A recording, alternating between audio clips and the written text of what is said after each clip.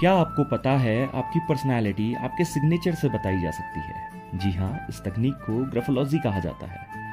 हल्द्वानी के नितिन इन दिनों ग्राफोलॉजी की मदद से आपके लिखने के स्टाइल का अध्ययन करके आपकी व्यक्तित्व के बारे में बता रहे हैं।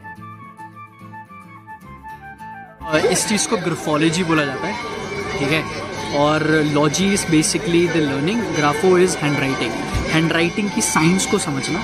और हैंड राइटिंग की साइंस बेसिकली आपके बचपन के जो सबकॉन्शियस पैटर्न्स होते हैं ना, जैसे आपका परिवार में आपके माता पिता का क्या बिहेवियर था, कहाँ पे आप पले बढ़े, कौन से आपके दोस्त बने, कैसा आपने खाना खाया, इस सब चीज़ों पे डिपेंडेंट होकर आपके जो सबकॉन्शियस पैटर्न बनते हैं वो आपकी हैंड राइटिंग में रिफ्लेक्ट होते हैं। और जब वो हैंड राइटिंग में रिफ्लेक्ट होते हैं वो आपके बारे में वो सारी बातें बता सकते हैं कि क्या आपका बचपन रहा और कैसा आपकी फ्यूचर की ट्रेजेक्टरी जाएगी।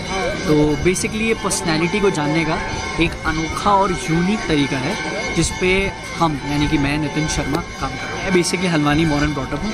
मेरी स्कूलिंग आर्यमान विक्रम बिरला से हुई है और हल्द्वानी से ही पले बढ़े हम। तो ये हमने पिछले 2.5 years पहले शुरू करा था और हम रेगुलरली नैनीताल में आते हैं कंटेंट शूट करने।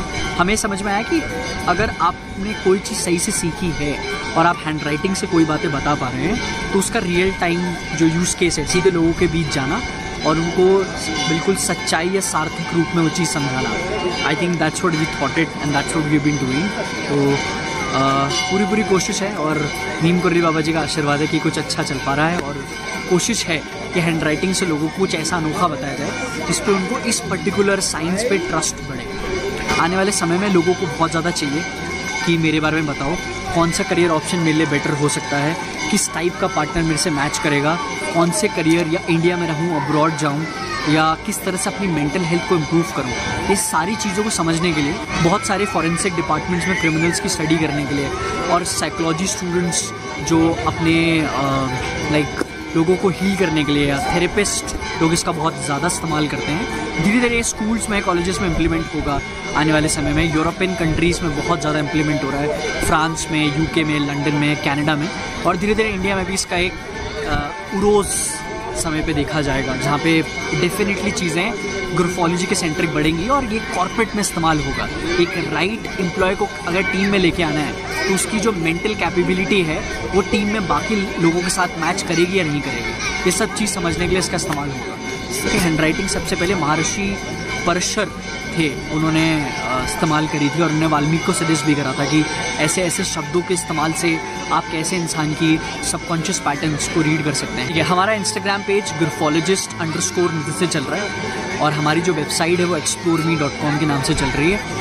और हम कोर्सेज प्रोवाइड करते हैं, हम ग्राफोलॉजी सिखाते हैं, हम एनालिसिस देते हैं लोगों को बहुत डीपर लेवल पे।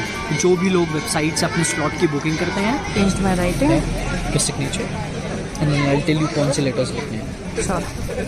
स्मॉल आई, स्मॉल सबसे पहला पॉइंट कि बहुत तेज गुस्सा आ सकता है, instant reactions, impulsive reactions, anger issues, irritations and frustrations are high.